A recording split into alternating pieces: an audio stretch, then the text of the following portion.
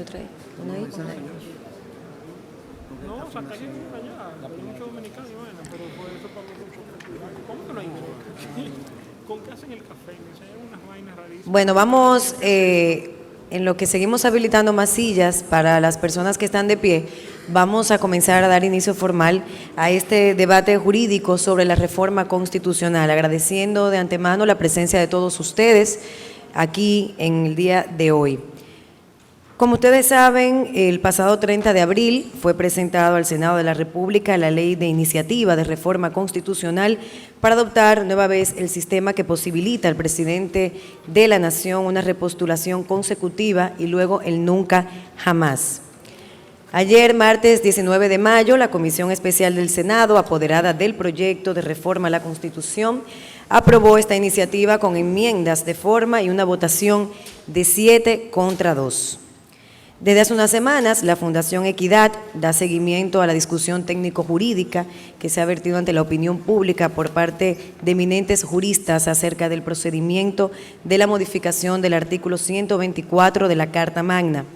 Las distintas exégesis versan sobre 4 ejes principales. Primero, es el carácter de la ley de iniciativa de la reforma, si es ordinaria u orgánica. Segundo, si esta modificación constitucional requiere el procedimiento agravado de reforma que manda el referendo aprobatorio previsto por el artículo 272. En tercer lugar, si procede la acción de amparo contra la reforma constitucional, visto como un asunto que refiere al derecho fundamental a elegir y ser elegido. Y número 4, si el procedimiento de reforma podría ser objeto de control de constitucionalidad por ante el Tribunal Constitucional a contrapelo del artículo 267 de la norma suprema que establece que no podrá ser suspendida ni anulada por ningún poder o autoridad. Los eminentes juristas convocados por la Fundación Equidad, que componen la mesa de honor, como ustedes ya saben, y que van a participar en este debate, cada uno de ellos tendrá una exposición de 20 minutos para poder sustentar sus argumentos respecto a estos 4 ejes fundamentales que les he mencionado sobre los que ronda esta discusión de la reforma constitucional. Son el doctor Emmanuel Esquea Guerrero, el doctor Eduardo Jorge Prats, el doctor Ángel Locuar, el doctor Nacef Perdomo, el doctor Trajano Vidal Potentini y el doctor Cristóbal Rodríguez. Este evento pretende tratar de sacar a la luz pues el valor jurídico de las apreciaciones que hemos visto a través de los medios de comunicación, eminentemente jurídico, aparte de todo el análisis político que podría soportar cualquier principio o argumento de reforma constitucional. Aquí ustedes serán los jueces, luego de que escuchen estas ponencias, el protocolo ustedes los tienen en las manos, se les fue entregado.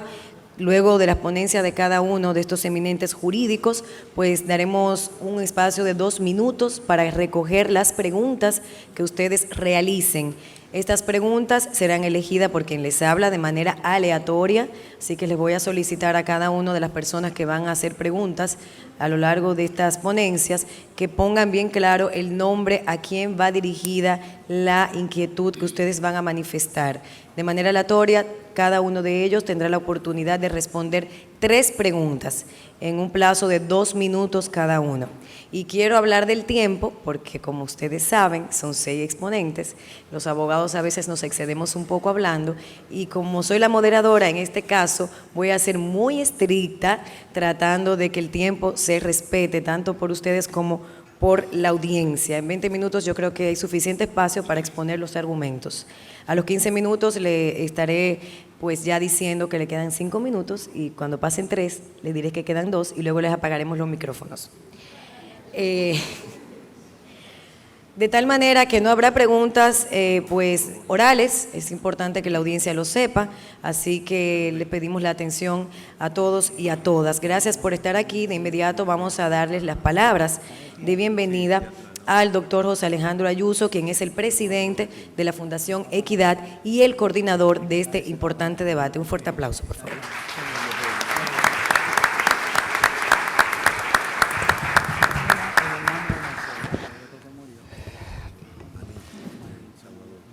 Distinguidos y queridos juristas que hoy nos honran con su participación en este primer debate jurídico sobre la reforma constitucional. Estimadas y estimados colegas, amigas y amigos todos que hoy nos acompañan.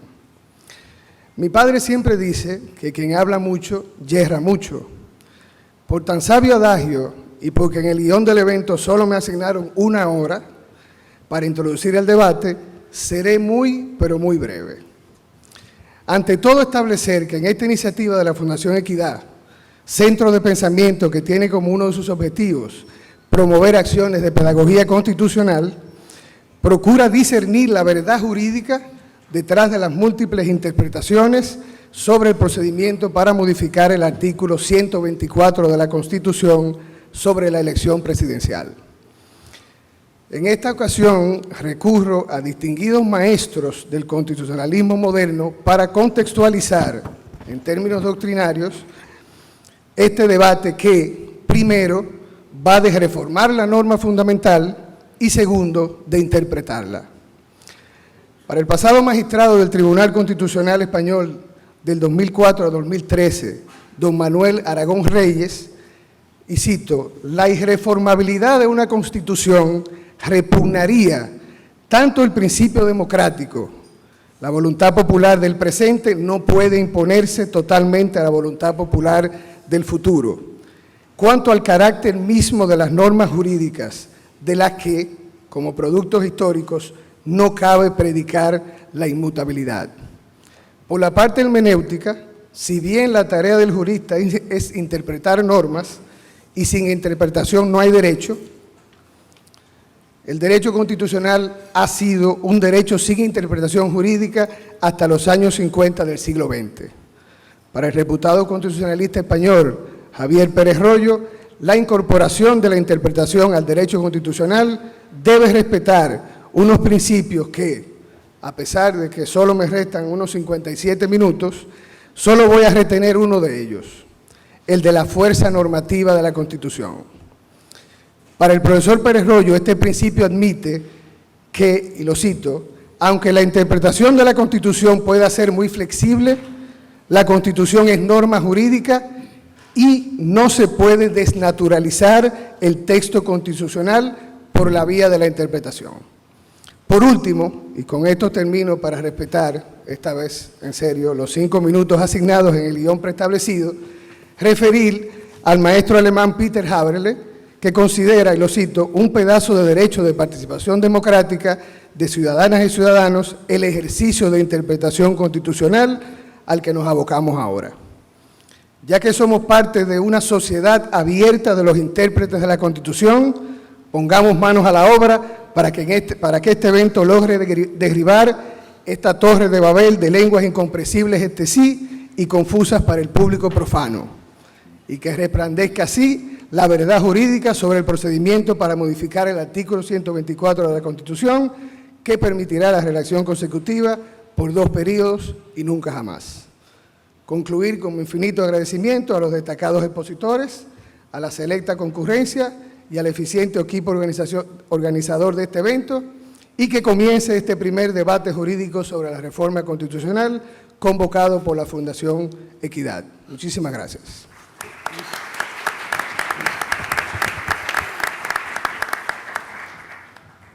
De inmediato vamos a iniciar este debate con la ponencia del doctor Eduardo Jorge Prats, 6:33 de la tarde.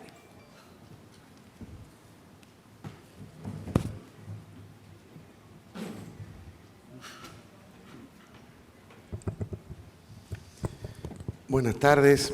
Ante todo, pues saludar a los distinguidos colegas que nos acompañan esta tarde en este interesante panel que ha convocado la Fundación Equidad.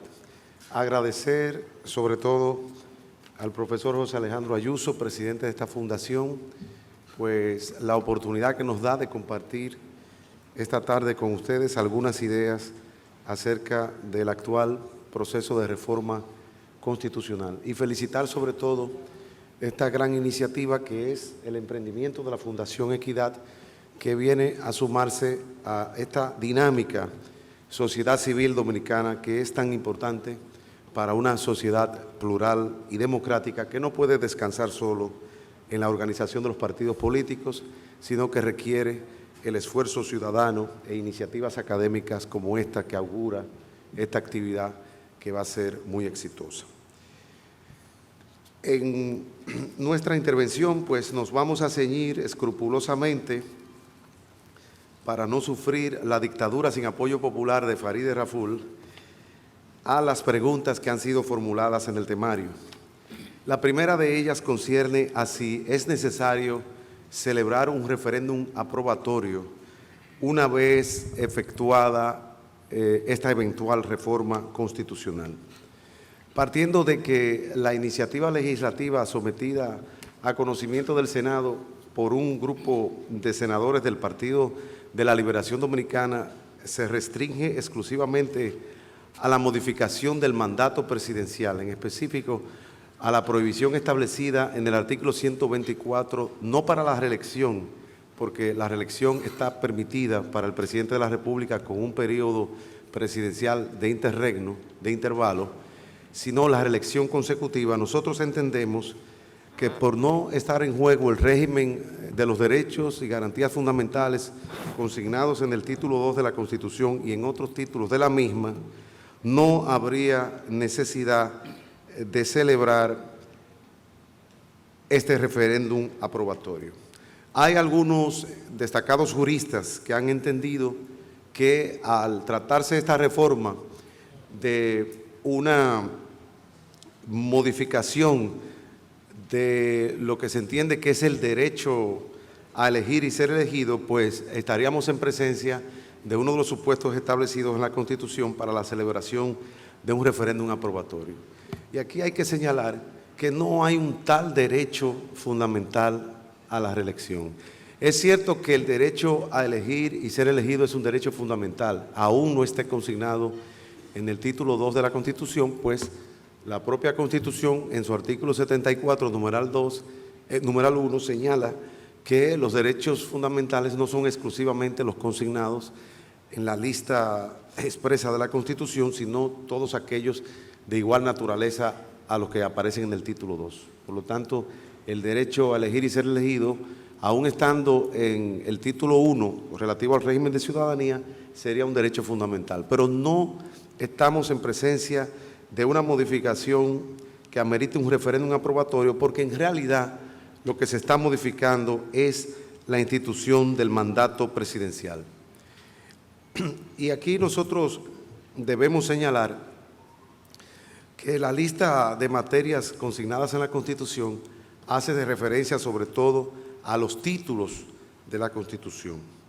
Y en segundo lugar, hablar de un derecho a la reelección abriría la puerta muy peligrosa, a nuestro juicio, a la luz de la jurisprudencia constitucional comparada, de que el Tribunal Constitucional, apoderado de una acción constitucional, pueda declarar inconstitucional el artículo 124 por establecer una prohibición al derecho del presidente Danilo Medina a reelegirse. Y esa es, a nuestro modo de ver, una interpretación absurda, pero que sin embargo ha sido admitida por la Sala Cuarta del Tribunal Supremo de Costa Rica y ha sido admitida también recientemente por el Tribunal Supremo de Honduras.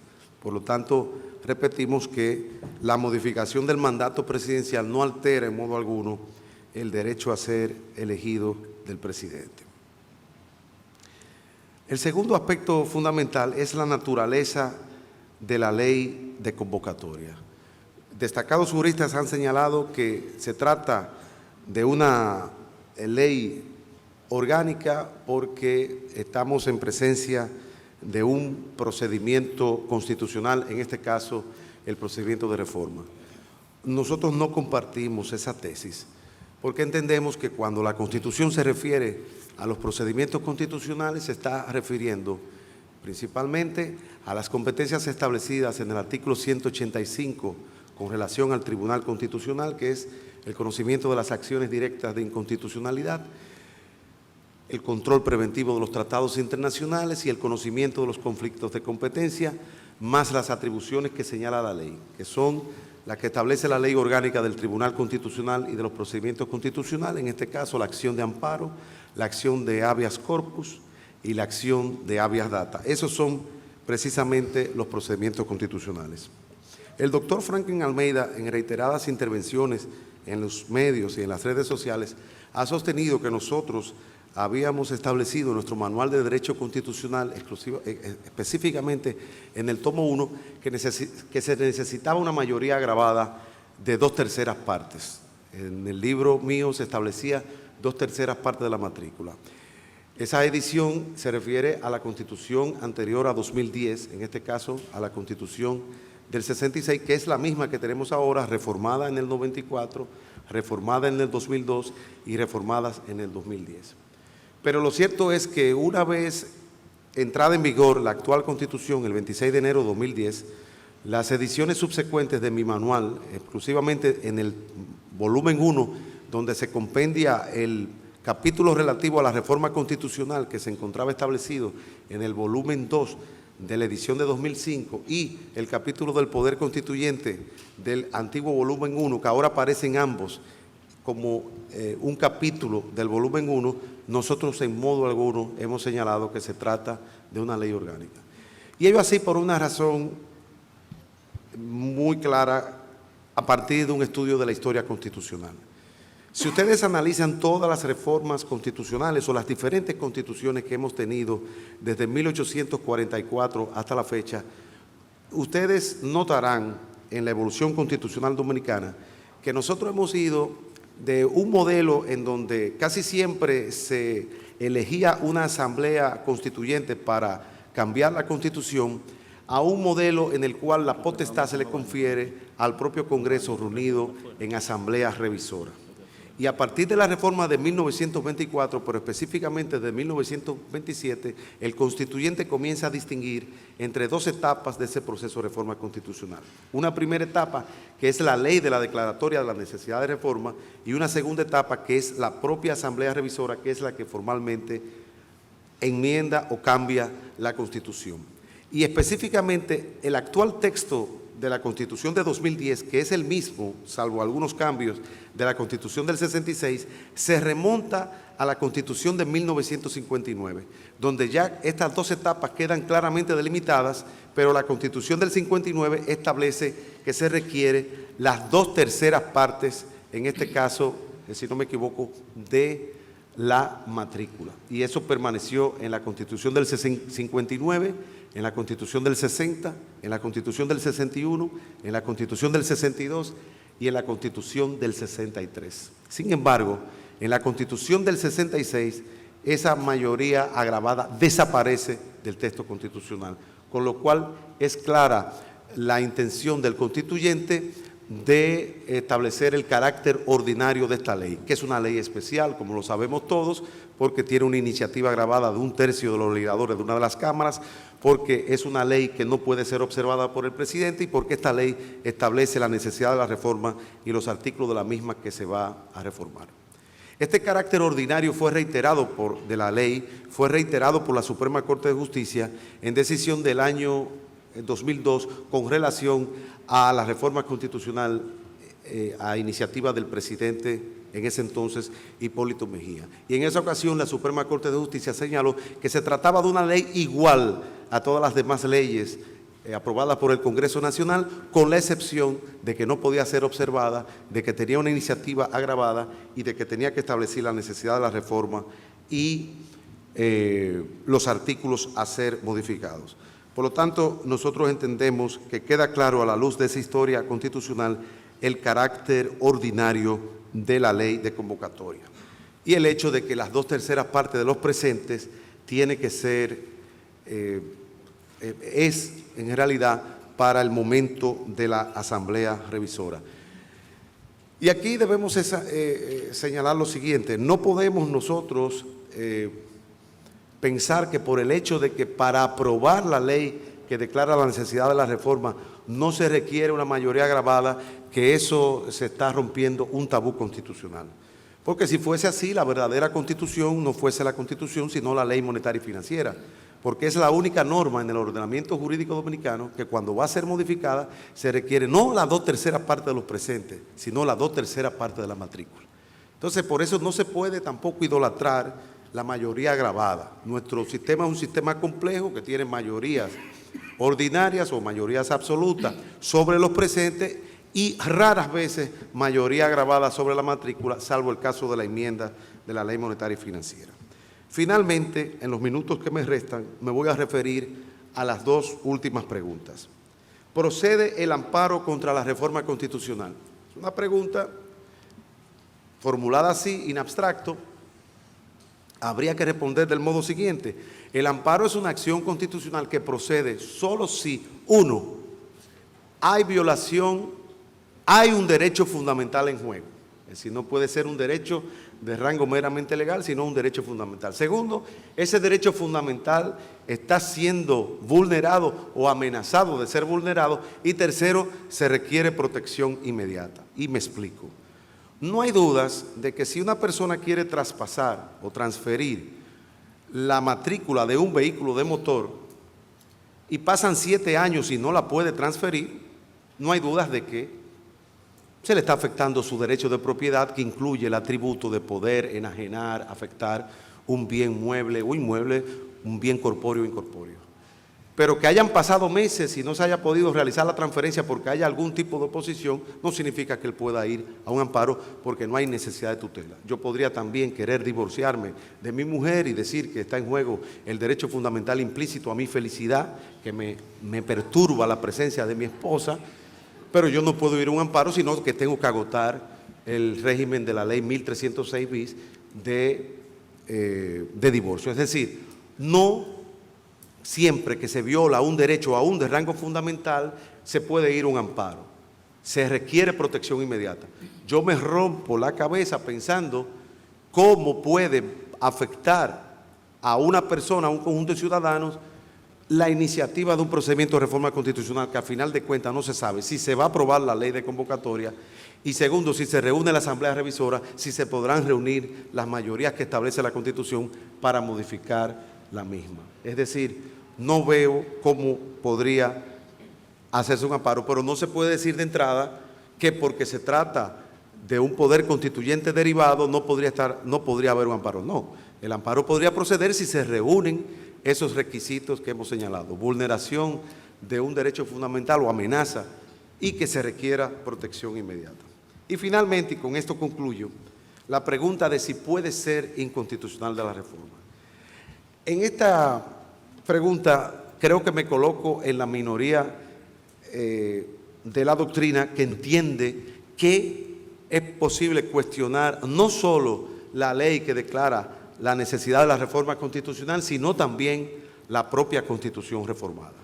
Pero señalo que me encuentro en la minoría, porque la gran mayoría de la doctrina entiende que a lo sumo se puede cuestionar la constitucionalidad de la ley que declara la necesidad de la reforma, porque esa sí se encuentra en el objeto del control concentrado, tal como está configurado tanto en el artículo 185, numeral 1, como en la propia ley orgánica del Tribunal Constitucional. Pero la Suprema Corte de Justicia en 2 ocasiones ha señalado que una vez modificada la Constitución, esa Constitución reformada no puede ser susceptible de ser atacada. Esa jurisprudencia la hemos criticado porque entendemos que si se reúne una asamblea revisora que decide, por ejemplo, transformar el régimen republicano que tenemos y establecer la monarquía militar eclesiástica dominicana, se estaría atentando contra la cláusula de intangibilidad del artículo 268 de la Constitución, el núcleo intangible que no se puede modificar. Aún el poder constituyente, que no es un poder constituyente derivado, sino un poder constituyente que se encuentra atado, y sobre esto también hay discusión, a la ley que declara la necesidad de la reforma. Por eso yo entiendo que esa ley que declara la necesidad de la reforma tiene un objeto, que es definir la necesidad de la reforma y definir sobre cuál va a versar la reforma. De nuevo, me coloco en la minoría porque la gran mayoría de la doctrina entiende que una vez reunida la Asamblea Revisora puede hacer lo que ella quiera sin estar vinculada a la ley que declara la necesidad de la reforma. Y aquí yo concluyo diciendo que en una democracia el poder corrompe, pero el poder absoluto corrompe absolutamente. En una democracia constitucional no puede haber un poder que no esté sujeto a límites. Aún el poder de la Asamblea Revisora, aún el poder constituyente derivado, porque este poder constituyente no es anterior ni precede a la Constitución. Es un poder constituyente que se encuentra atado al procedimiento de reforma constitucional. Y por eso estamos reunidos esta tarde aquí. Porque si la Asamblea Revisora y el Congreso pudiese hacer lo que sea, si fuese un poder absoluto, omnímodo, omnipresente y omnisciente, pues no fuese un poder con arreglo a la Constitución. Y el constitucionalismo es ese esfuerzo denodado de controlar el poder, aún el poder de una asamblea constituyente derivada, como es este caso. Y creo que la gran lección de todo este proceso, esta gran jornada de pedagogía constitucional en la que estamos aprendiendo no solo los abogados, sino también toda la ciudadanía, la gran lección que tiene es empoderarnos de la Constitución, empoderarnos de los principios de la Constitución, pero empoderarnos de esa idea de que el constitucionalismo es sobre todo no solo poder democrático del pueblo, sino también poder del pueblo sujeto a unos límites establecidos por el propio constituyente. Muchas gracias.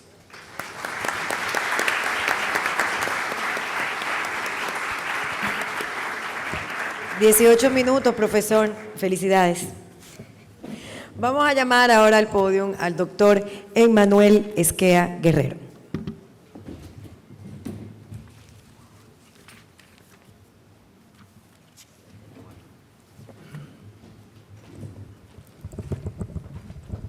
Buenas tardes. Yo pensé que estaba de último, pero veo que me pusieron aquí ahora. Sí, porque hay una lista ahí en que yo aparecía de penúltimo, pero bueno. Muy buenas tardes. Yo quiero primero que me permitan dar las gracias a la Fundación Equidad y a su presidente, el compañero y buen amigo, licenciado Juan José Ayuso, por esta iniciativa tan importante tiempo de mi vida. Yo quiero comenzar estas palabras con esta pequeña introducción. El 20 de junio de 1978, hace 37 años, escribí un artículo en el vespertino Última Hora, en el cual, hablando de la reforma constitucional, dije lo siguiente: unas veces las reformas han obedecido a los deseos de los gobernantes de turno en afianzar su poder para facilitar su continuidad. Resulta verdaderamente lastimoso que después de tantos años de vida constitucional, la Constitución no constituya para nosotros esa vaca sagrada, que no nos atrevamos a profanar y que no pase de ser un simple papiro susceptible del peor de los destinos. En el mismo periódico escribí un artículo posteriormente en noviembre del año 80 y decía lo siguiente: la historia reciente nos muestra los grandes males que acarrea la reelección. La reelección es dañina por sí misma, independientemente de los vicios o las virtudes de los gobernantes que la pretendan. Como consecuencia de la propia naturaleza humana, el gobernante con opción reeleccionista solo gobierna en función de la posibilidad de ser reelecto. Los problemas y males sociales no tienen para él solución más que en la medida en que favorecen sus aspiraciones. El tema de hoy tiene 4 ejes, le llamaron los organizadores, 4 aspectos. Pero yo quise limitarme a solamente 2 aspectos que son para mí los más importantes y quiero dedicar todo el tiempo para tratar esos 2 temas. El primer tema es el que se refiere a la ley de convocatoria. Voy a invertir el orden porque ese es el orden lógico en que se presenta en la práctica, primero la ley de convocatoria y después entonces vendría el referéndum si es que viene. Actualmente el Senado conoce un proyecto de ley de convocatoria que pretende reformar la Constitución para permitir al presidente de la República optar por un nuevo mandato. Debido a que, como dijimos, la Constitución no señala de manera expresa la mayoría necesaria para aprobar esa ley de convocatoria, han surgido diferentes posiciones que giran en torno al carácter orgánico o no de la misma, por lo que se impone establecer cuándo una ley es orgánica y cuándo una ley es ordinaria. El artículo 112 de la Constitución señala, y no lo voy a leer, pero todos conocemos, que define lo que son las leyes orgánicas. Y el artículo 113, por su lado, dice que las leyes ordinarias son aquellas que requieren solamente la mayoría absoluta de los votos para su aprobación. La ley de convocatoria sometida al Senado de la República tiene la finalidad de proclamar la necesidad de modificar la Constitución ordenar la reunión de la Asamblea Revisora en un tiempo determinado, señalar el objeto de la reforma y los artículos de la Constitución que deberán ser modificados. Esa ley, a mi modo de ver, resulta pues ser una ley orgánica. ¿Y por qué? Es una ley orgánica primero porque regula la estructura y organización de uno de los poderes públicos, como dice el artículo 112.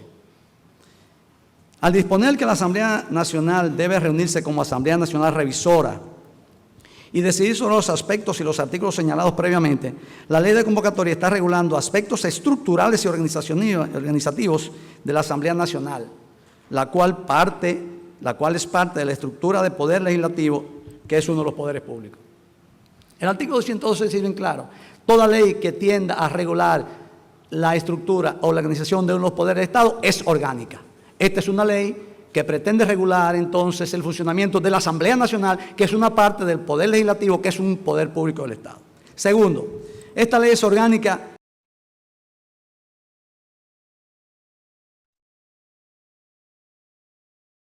refiere esta ley es precisamente el procedimiento constitucional por excelencia, el procedimiento constitucional de modificar la Constitución. ¿Qué otro procedimiento constitucional pudiera ser más constitucional que el de reformar la Constitución? El colega Eduardo Jorge, en un artículo, y lo refirió hace un momento, refiriéndose a ese tema, dice lo siguiente: esa ley no versa sobre los procedimientos constitucionales a lo que se refiere al artículo 189 de la Constitución, que son aquellos pertinentes a los procesos de garantías fundamentales, amparo, habeas corpus, habeas data, y a la regulación consagrada en el artículo 185, por lo que no podría enmarcarse en el listado de las materias reservadas a la ley orgánica. Por eso dice el colega Eduardo Jorge que esa ley no es orgánica, porque en su criterio no está dentro de los procedimientos constitucionales de que hable el artículo 185 y 189 de la Constitución. Hasta ahí es correcto. Ahora bien, esa afirmación descuida que el artículo 112 en su parte infine dice que además de todas las materias de que habla el artículo 112 y la califica como orgánica, habla de otras materias de igual naturaleza. Es decir, que todos los procedimientos constitucionales, aunque no estén en el 185 y 189, son procedimientos constitucionales y en consecuencia son leyes orgánicas.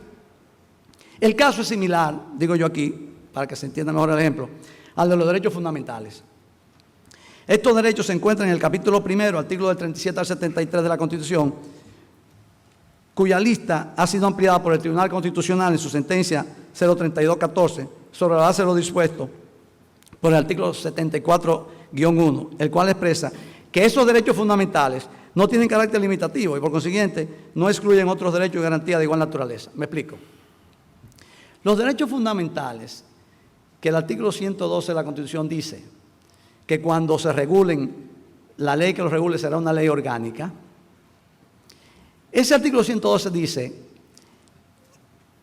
cuando lo combinamos con el artículo 74-1 de la Constitución, que se refiere a la interpretación de las garantías y los derechos fundamentales, dice que esos derechos y garantías fundamentales de que habla la Constitución en su artículo 37 al 73 no son limitativos y que otros derechos de igual naturaleza son y pueden ser también derechos fundamentales.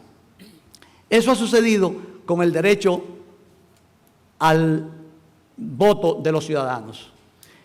El derecho a elegir y ser elegible no está dentro de los artículos, dentro de los derechos listados por la Constitución en los artículos 37 al 73. Está en el artículo 22. Sin embargo, el Tribunal Constitucional dijo que en razón de que esos derechos no eran limitativos, el derecho ciudadano es un derecho fundamental. Pero voy más lejos. El derecho de ciudadano está en la Constitución en el artículo 22, pero el Tribunal Constitucional fue más lejos todavía y ha consagrado derechos fundamentales que ni siquiera estaban en la Constitución de manera expresa como derecho. Por ejemplo, en una sentencia reciente, el Tribunal Constitucional estableció en su sentencia 175-13 que los ciudadanos tenían un derecho al buen gobierno y a la buena administración como derecho fundamental. Es decir, ¿sobre qué base? Sobre la base de cómo los derechos fundamentales que establece la Constitución no son limitativos y pueden haber otros. Asimismo, los procedimientos constitucionales de que habla el artículo 75 y 86 de la Constitución, pueden haber otros que no estén ahí que también son procedimientos constitucionales. En consecuencia, cuando una ley se refiere a esos procedimientos constitucionales, es una ley orgánica. Finalmente, se trata también la ley de convocatoria de una ley orgánica porque se refiere a una materia tratada por la Constitución. El artículo 112 dice bien claro que son leyes orgánicas todas aquellas que se refieran a una serie de aspectos específicos y agrega, además, que aquellas leyes que se refieran a aspectos, a materias expresamente referidas por la Constitución. Si la ley de convocatoria se refiere a la reforma constitucional y la reforma constitucional está en un capítulo, el capítulo 14 de la Constitución, ¿no se está refiriendo a una materia expresamente consignada por la Constitución? Pues claro que sí, entonces es una ley orgánica. A pesar de todo eso, el colega Prat sigue insistiendo en su posición y escribió en ese mismo artículo al que hacemos referencia lo siguiente. Se aplica la mayoría ordinaria a la ley de convocatoria, porque el constituyente decidió que la ley que declaró la necesidad de la reforma constitucional no sea aprobada por las 2/3 partes de los votos de los presentes, en razón de que primero aprobó que fueran 2/3 partes y luego eliminó esa mayoría. Para el colega Prat, como primero se puso en la constituyente, en los trabajos preparatorios, que el voto sería de 2/3 partes y después se eliminó eso, al eliminarse entiende él que entonces se aplica la mayoría absoluta, es decir, mitad más uno. Nosotros le respondemos al colega Prat lo siguiente. No coincidimos con esa conclusión, debido a que, como sabemos, el texto actual no establece ninguna mayoría, dejó un silencio. Y en consecuencia, esa omisión también podría interpretarse como un reconocimiento del carácter orgánico de la ley. En efecto, resulta que como ya el artículo 112 de la Constitución había señalado la necesidad de la 2/3 partes de la mayoría de los presentes para aprobar las leyes orgánicas, y dentro de esas leyes orgánicas incluyó aquellas que se refieren a la estructura y organización de los poderes públicos y a los procedimientos constitucionales y a la materia que expresamente se refiere a la Constitución, no era necesario entonces en el artículo 170 decir que se necesitaba la 2/3 parte para su aprobación, porque ya al considerarla como una ley orgánica y decir que la ley orgánica estaba en el artículo 112, necesitaban la 2/3 parte, entonces no era necesario repetir eso en el artículo 170. Posteriormente, el colega Jorge, hace un par de días, acaba de publicar otro artículo en el cual pretende mantener su posición y ahí se refiere a algo que acabo de mencionar ahora mismo. Dice el licenciado Jorge: el actual artículo 270 de la Constitución del 2010 se remonta al artículo 116 de la Constitución del 66. Ese artículo se refiere a la ley que declarara la necesidad de la reforma sin precisar mayoría, por lo que se supone que la mayoría, es decir, la mitad más uno de los legisladores presentes, es la que se impone.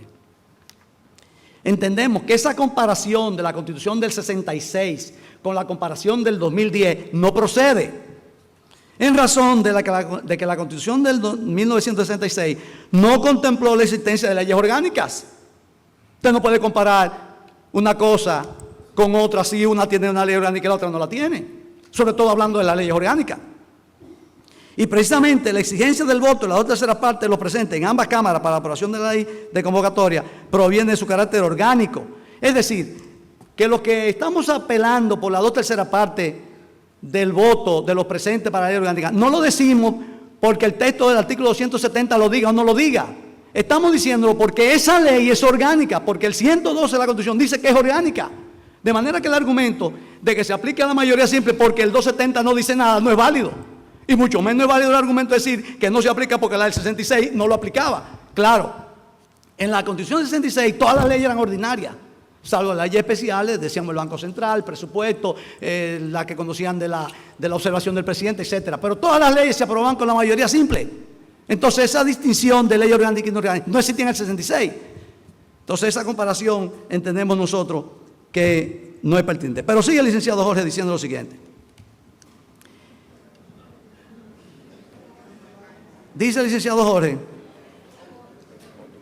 que es precisamente esa historia constitucional, lo que él acaba de mencionar ahora mismo, que llevó a la Suprema Corte de Justicia en enero del 2010 a establecer que, cito, la referida ley que declara la necesidad de la reforma es una norma jurídica de carácter adjetivo, susceptible de ser atacada por una acción directa de inconstitucionalidad, que difiere además de ley votada por el Congreso Nacional, únicamente que debe ser propuesta por el apoyo a la 2/3 parte de los miembros de una y otra Cámara, o sometida por el Poder Ejecutivo.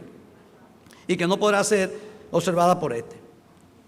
Y sigue diciendo, sin referirse en ningún momento a ninguna mayoría agravada por aprobar esa ley. Claro, la Suprema Corte de Justicia en el año 2002 no podía referirse a ninguna mayoría de la tercera parte en una ley porque no existían las leyes orgánicas.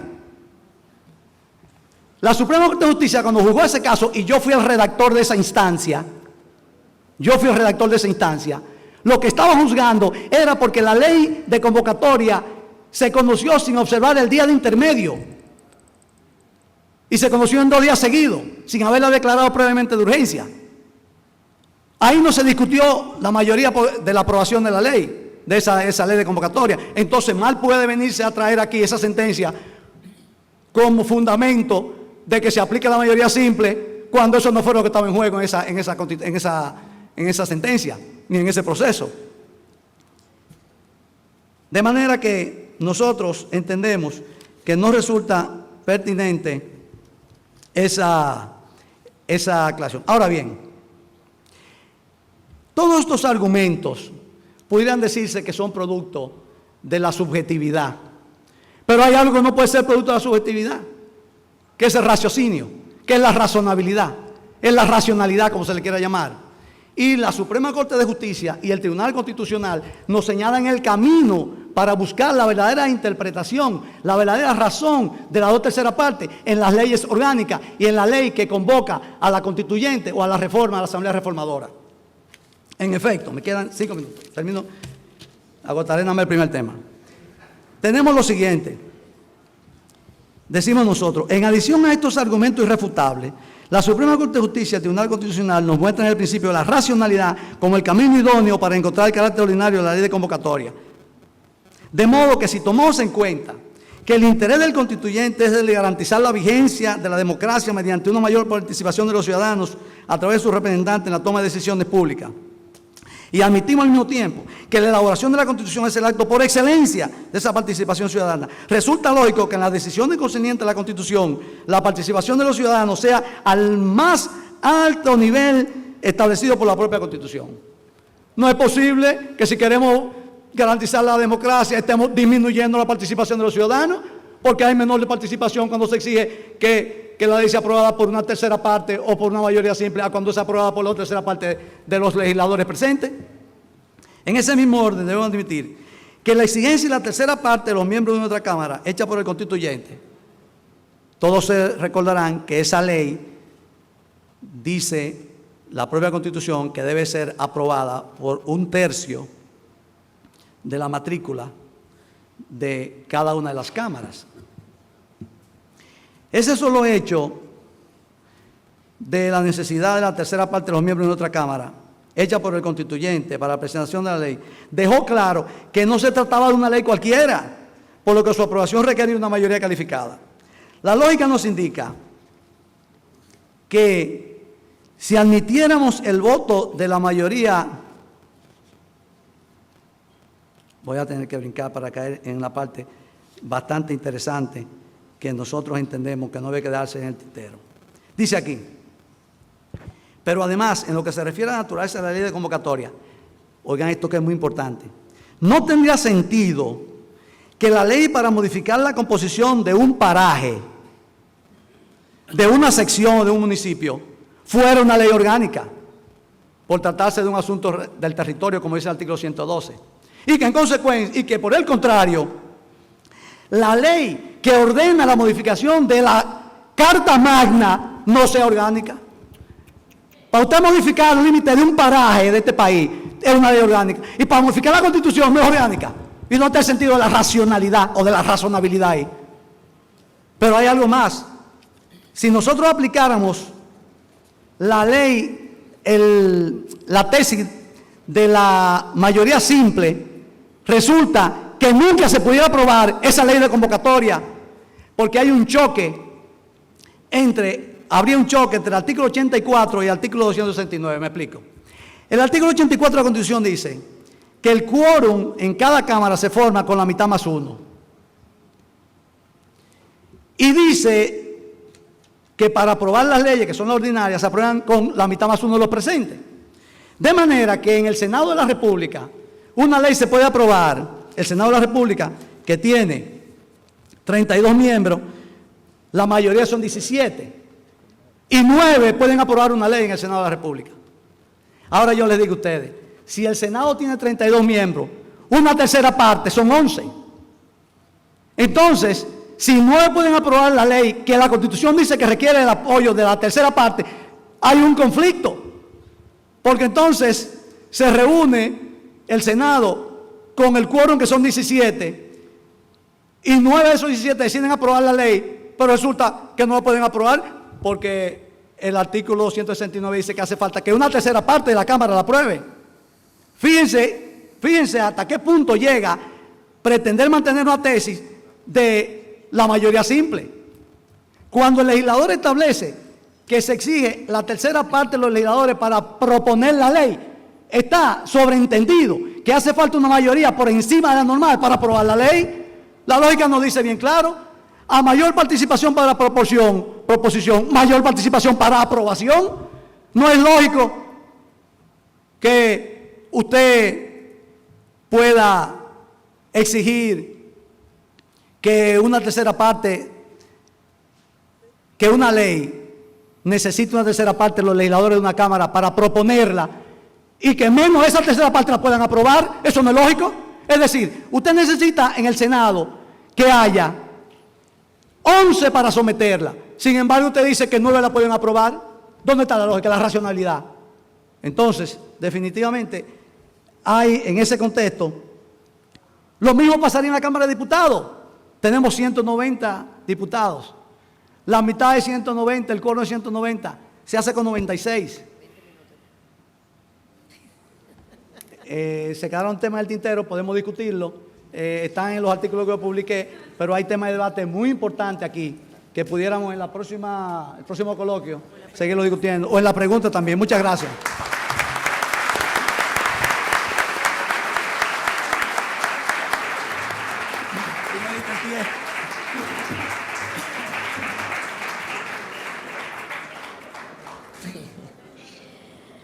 Ahora vamos a escuchar al doctor Cristóbal Rodríguez.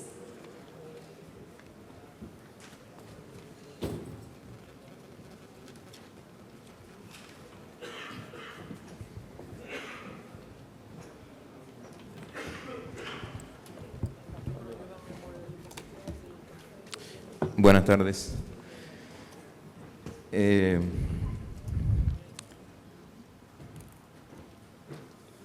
Quiero agradecer al profesor Alejandro Ayuso, en su condición de presidente de la Fundación Equidad, por haber primero organizado, haber tenido el tino y el sentido de pertinencia para organizar este evento, y en segundo lugar, la distinción que me hace con haberme invitado a participar en él.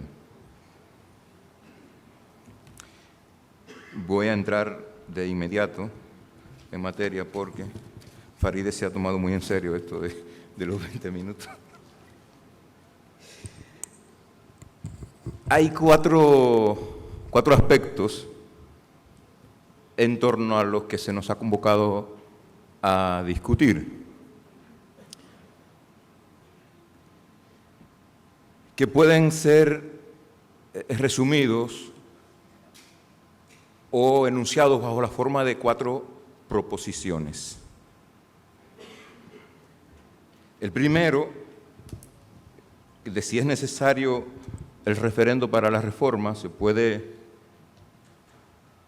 expresar bajo la proposición que algunos han defendido de que se necesita un referendo para la reforma. El segundo, de que la ley que declara la necesidad de esa reforma es una ley orgánica. Segunda proposición. La tercera proposición, que el amparo es un instrumento adecuado para impedir el proceso de reforma constitucional. Y la cuarta, que la Constitución puede ser inconstitucional. sobre eso se nos ha invitado a discutir. En la filosofía del lenguaje, la cuestión de las proposiciones lingüísticas se ha estudiado mucho. Y hay una cuestión básica en el estudio de las proposiciones. Y es que estas, para que lo sean, deben ser reductibles a un test de verificabilidad, es decir, tienen que ser o verdaderas o falsas. Immanuel Kant decía, hay sin embargo proposiciones que cuando tú las ves no son ni verdaderas ni falsas, son auténticos sin sentido. De las 4 proposiciones en torno a las que se nos ha invitado a discutir, 3, lo que voy a proponer como parte de la discusión es que 3 de ellas son falsas y una es un sinsentido auténtico en los términos en que lo planteara Immanuel Kant en el siglo XVIII.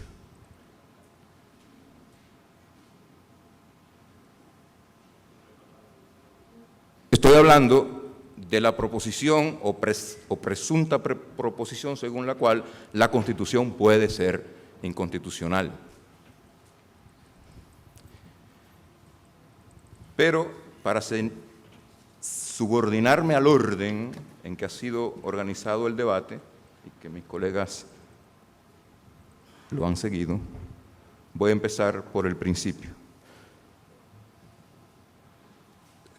El referendo para la reforma del artículo 124 es realmente necesario. ¿Realmente se desprende de una lectura adecuada de la Constitución esa conclusión? La respuesta es que no, rotunda.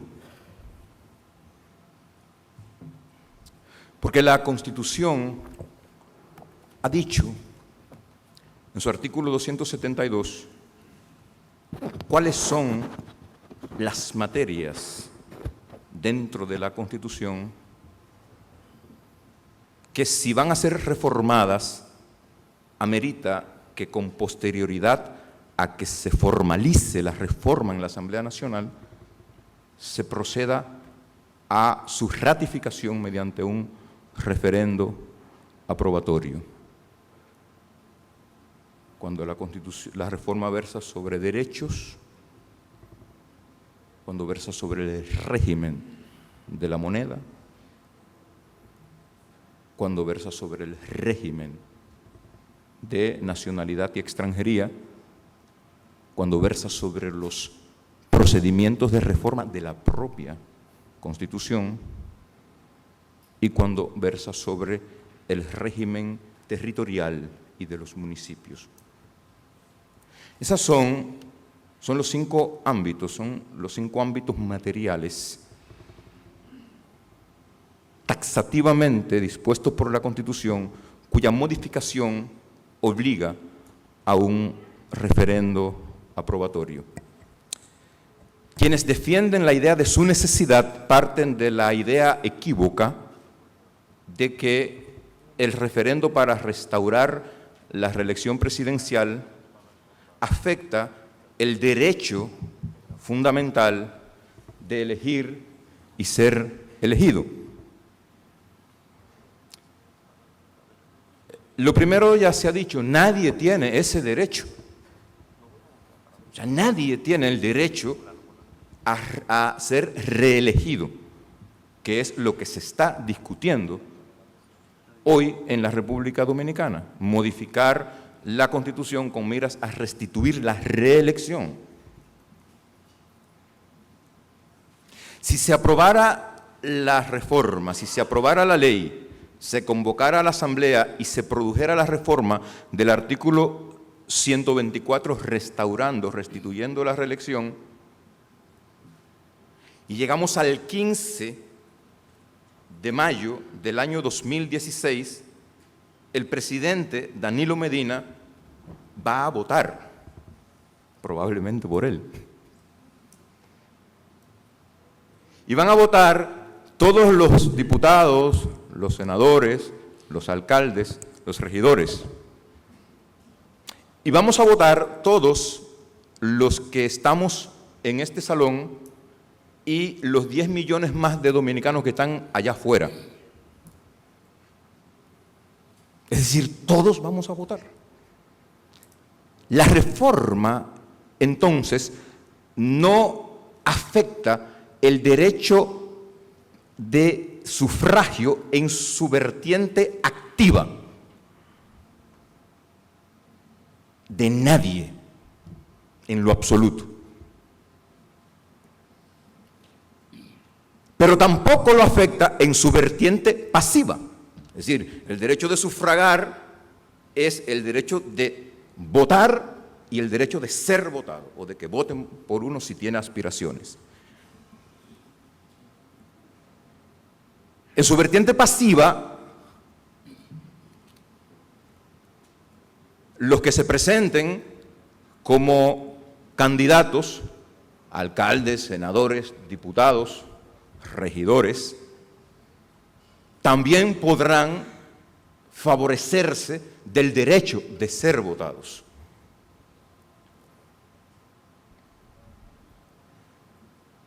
Y quien se presente como candidato a la presidencia, también. Si fuera el presidente Medina, también la gente va a poder votar por él. Y él va a poder favorecerse del derecho de ser votado, de recibir el favor del voto. Pero además, el presidente de la República, lo que se dice, bueno, pero es que entonces el presidente no va a poder presentarse luego a una contienda electoral para aspirar a la presidencia. Bueno, es que nadie tiene derecho fundamental a aspirar a la presidencia, perdóneme. Nadie tiene ese derecho en ninguna sociedad, en ninguna democracia, en ningún régimen electoral contemporáneo.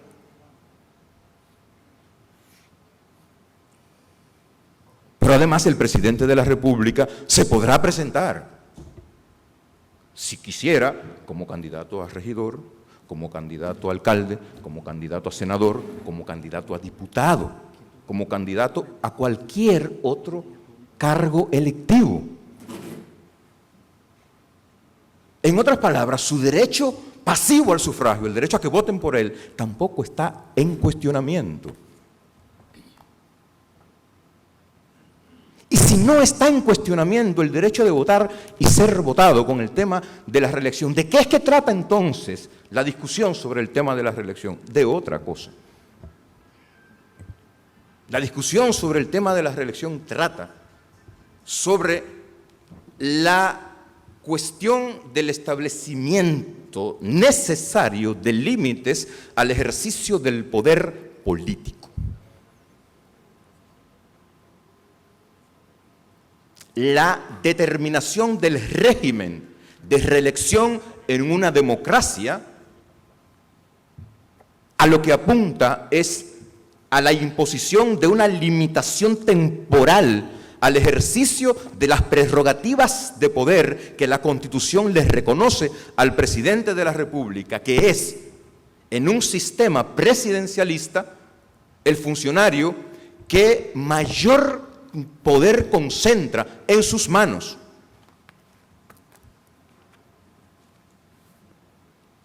En el esquema constitucional nuestro es jefe del Estado, jefe del gobierno, jefe de la administración, jefe de la política exterior, comandante en jefe de las Fuerzas Armadas, el funcionario que tiene potestad de iniciativa legislativa exclusiva en materia de presupuesto, el funcionario que administra de manera directa poco más del 45% del presupuesto general del Estado. Y cuando digo esto, quiero decir casi 630.000 millones de pesos, que es el presupuesto del año 2015. Es decir, el funcionario que tiene todo ese poder en sus manos tiene que ejercerlo con arreglo a limitaciones temporales. Y eso es lo que regula la reelección.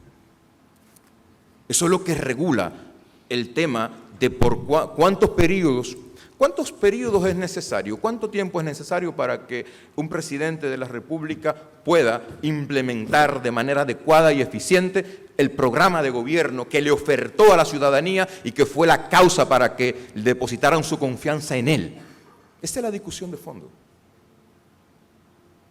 Es esa cuestión a la que se le da respuesta en la discusión sobre la cuestión de la reelección, no esa otra. Reitero, el derecho al sufragio no está comprometido ni en su vertiente activa ni en su vertiente pasiva. Porque el presidente no solo votará, sino que podrá ser votado si decide aspirar a cualquier cargo. Y todos los demás ciudadanos votarán. Y todos los que tengan aptitudes para presentarse a cargos electivos podrán también ser votados. En consecuencia, dado que la reforma del artículo 124 no afecta ninguna disposición de derechos al tenor de una lectura adecuada de la Constitución, la misma no amerita ser ratificada por un referendo. La otra cuestión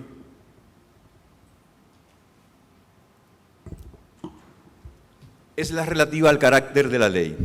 Proponen algunos de los colegas de la mesa y muchos que no están en la mesa que esa ley es una ley orgánica. Lo decía con mucho énfasis el doctor Emmanuel Esquea, que es una ley orgánica. Quiero leer algunas de las cosas que apunté del discurso del doctor Esquea. Dice, eso es una ley orgánica porque dispone que la Asamblea Nacional se reúna como asamblea revisora. No, doctor, eso no lo dispone la ley. Eso lo dispone el artículo 121 de la Constitución. Es decir, la regulación de la Asamblea Nacional está pormenorizadamente trazada en los textos que van del artículo 117 al artículo 121 de la Constitución. Perdón, el 120 es el que dice cuándo se reúne como asamblea revisora. Esos textos definen las ocasiones en las que las cámaras se reúnen en funciones, tienen reunión conjunta. Dispone el régimen de su presidencia. Disponen el régimen de la sucesión de su presidencia. Disponen el quórum para la validez de sus sesiones. Disponen las mayorías para la validez de sus decisiones. Es decir, la Constitución se ha encargado de regular detalladamente todo lo concerniente a la Asamblea Nacional y para aquellas cuestiones que no son necesarias ser reguladas por la Constitución, entonces ha hecho una reserva reglamentaria, no de ley. Ha dicho que habrá un reglamento para el funcionamiento cotidiano de la Asamblea Nacional. Entonces no regula la ley que convoca a la Asamblea Nacional a la Asamblea. Eso es hasta ilógico. Que el órgano supremo de la soberanía popular en el marco de la democracia representativa sea regulado por una ley, eso es un contrasentido. Los grandes estamentos del poder en el Estado están regulados por la Constitución. La Asamblea Nacional, el primero. Pero yo quiero ir a una cuestión más básica para que nos entendamos. ¿Qué es lo que regula la ley que declara la necesidad de la reforma? Esa es la pregunta que tenemos que hacernos de inicio. El artículo 112, que es el que define, no define el artículo 112 de las leyes orgánicas, dice cuáles son, que es otra cosa. Ese es uno de los problemas.